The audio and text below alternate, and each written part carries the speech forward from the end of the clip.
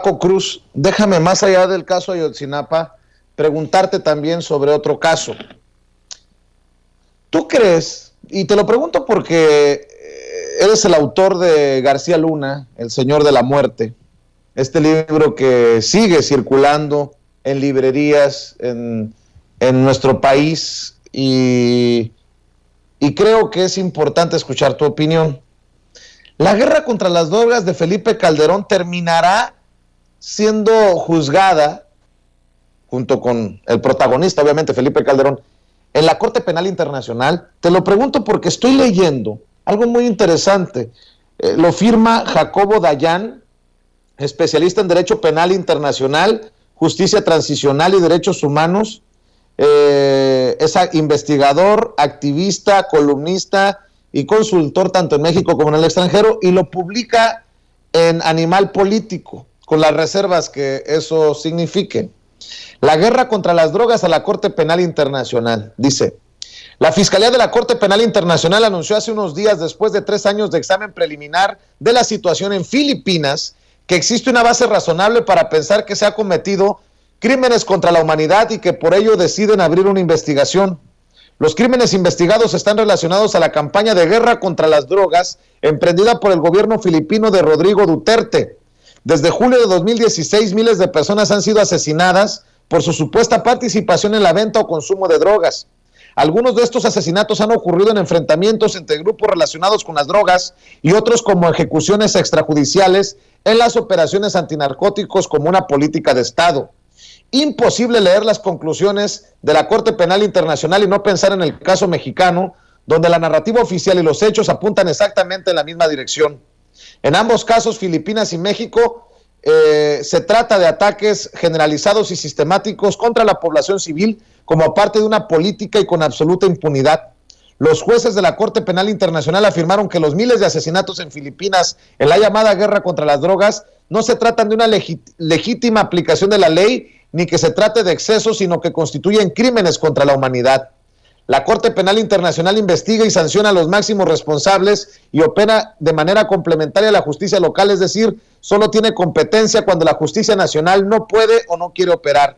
En el caso mexicano tenemos cientos de miles de personas desaparecidas, asesinadas y torturadas por parte de fuerzas del Estado, grupos criminales y de ambos operando en colusión. La impunidad es prácticamente absoluta. A los altos mandos criminales y del Estado nunca se les investiga por estos crímenes. Hasta ahí voy a leer de esto que publica en Animal Político Jacobo Dayan. Por eso te pregunto, ¿tú ves el tema de la guerra contra las drogas en México también atraído por la Corte Penal Internacional, como parece que se va a hacer o como se está haciendo con el caso de Filipinas y de Rodrigo Duterte? Mira, Vicente, hay elementos de sobra para que la Corte Penal Internacional atraiga el caso México y en especial siente al banquillo de los acusados a Felipe Calderón Hinojosa con parte de su gabinete de seguridad que encabezaba Genaro García Luna. Hay todos los elementos. Mira, lo hemos dicho en alguna otra entrevista, en alguna otra participación. En el sexenio de Calderón se documentaron 72 matanzas colectivas. Hubo de todo prácticamente.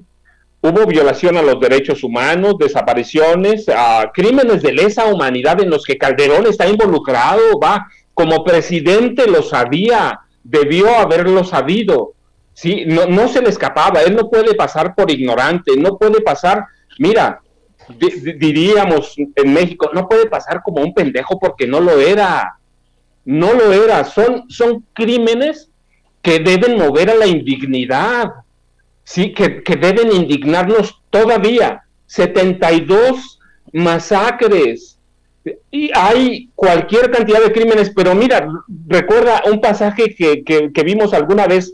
Él autorizó la compra de los llamados localizadores de ondas cerebrales de droga, que no eran más que un juguete con el que encarcelaron a más de 5,000 personas. a más de 5,000, él y Genaro García Luna, y al que se prestaron jueces, magistrados, ministros.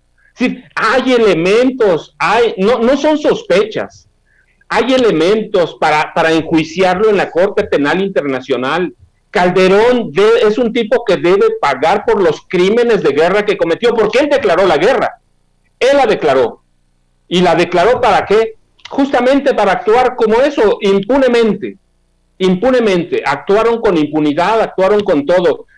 El ejército participó, ya no digamos las policías federales que controlaba García Luna, que convirtieron en cuerpos criminales, en cuerpos de asesinos.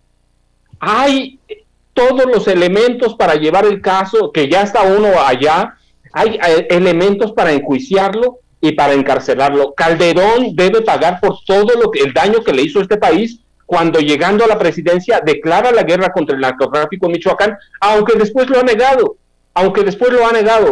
pero el tipo es artífice de crímenes de lesa humanidad, los permitió, los toleró, y si no, hay cosas que no se prueban porque todo descansa en la cadena de mando, pero él es responsable de cientos de miles de muertes, o decenas de miles de muertes. Él es responsable. Él era el presidente en un país en el que el presidente era Dios. Él era Dios. Así se erigió. Y así erigió a García Luna en un semidios. Así que sí hay elementos para llevarlo por tortura, por desapariciones, por asesinatos, por crímenes de lesa humanidad. Sí, Calderón debe estar sentado allí. Lo mismo que Enrique Peña Nieto, Lo mismo. Ayotzinapa es un claro ejemplo, una decisión presidencial que se pierde en la vaguedad. Pero eso nos muestra todo lo que pasa. Precisamente para ponerle la